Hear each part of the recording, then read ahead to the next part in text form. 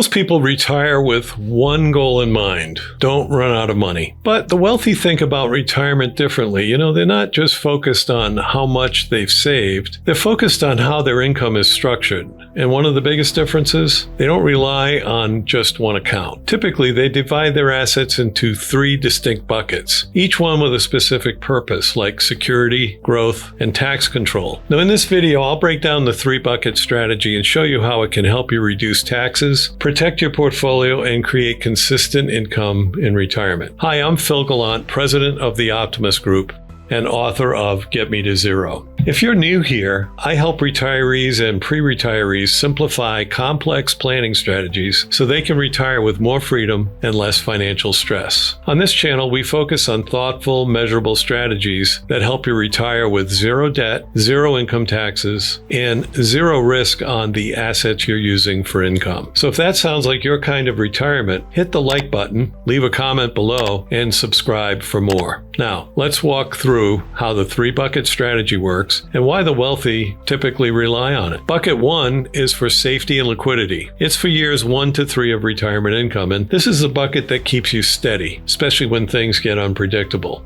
Bucket 1 is designed to fund your short-term income needs, typically the first 1 to 3 years of retirement. It's not about growth, it's about stability, liquidity, and protection from what's known as sequence of return risk. So you might ask, well, what goes in this bucket? You can have cash, certainly. You can have high-yield savings accounts, money market funds, treasury bills, or short-term CDs, maybe a multi-year guaranteed annuity for a 3 to 5 year period, maybe a 7-year, possibly a fixed indexed annuity with immediate income features, or for the right person, a cash-rich, specially designed insurance contract that's fully accessible, sometimes known as an IUL. This is the money you use to pay your bills no matter what the market is doing. So let's use an example. Imagine that you retire with $1.5 million invested and the market drops 20% in your first year. If you're pulling, say, $60,000 per year from your investments, that's now coming out of a shrinking account, and those early withdrawals lock in losses permanently. But if you had $180,000 set aside in bucket 1, you wouldn't need to touch your investments at all. You could ride out the storm while your portfolio recovers, protecting your long-term wealth. And the wealthy understand this intuitively. They don't start retirement by drawing down riskier assets. They lead with liquidity, knowing that having money available without selling anything is really the best form of financial protection. And the peace of mind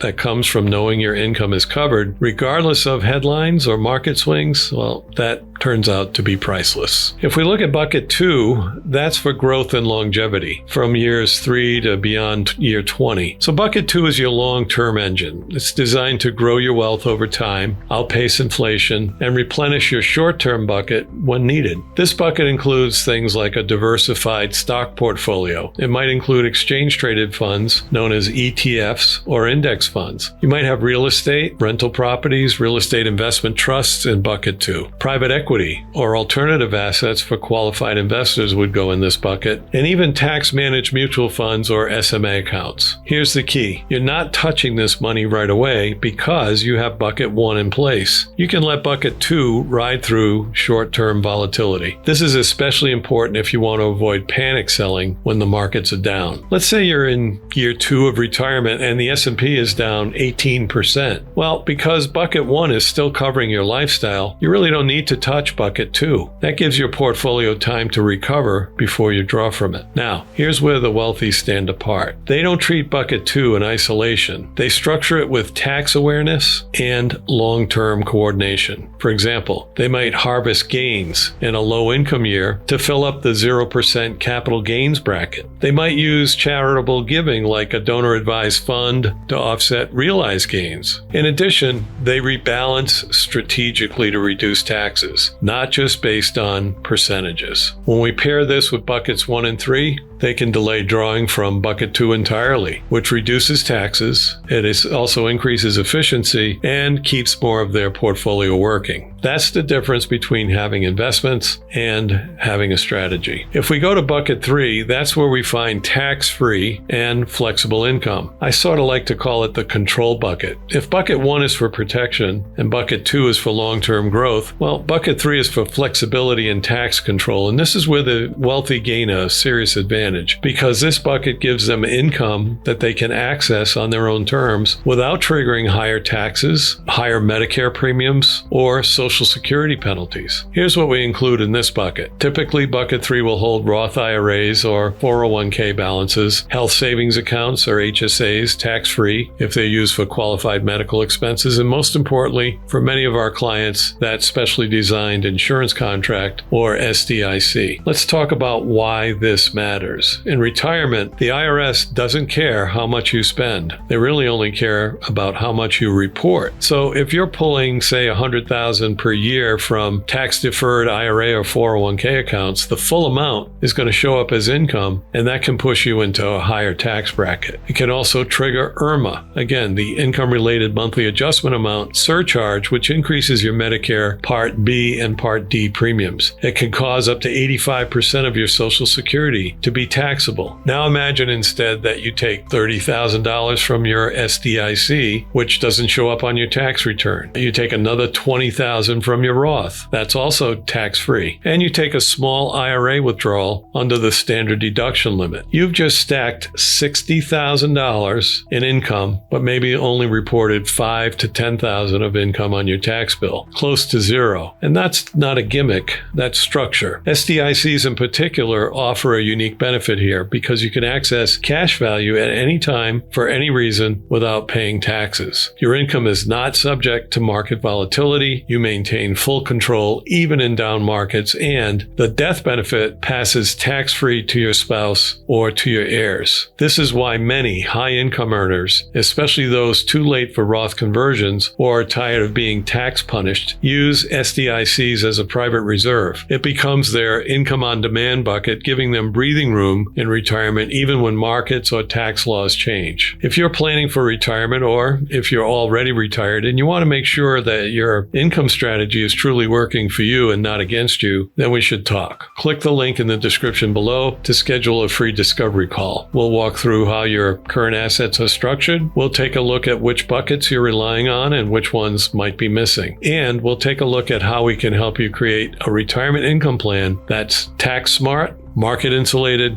and built to last a lifetime. This isn't about chasing the highest return. It's about building a system that gives you control, clarity, and peace of mind for the rest of your life. I want to thank you for watching, and if this video helped you to see retirement income differently, don't forget to like, comment, and subscribe. And tell your friends to take a look too. I'll see you in the next one.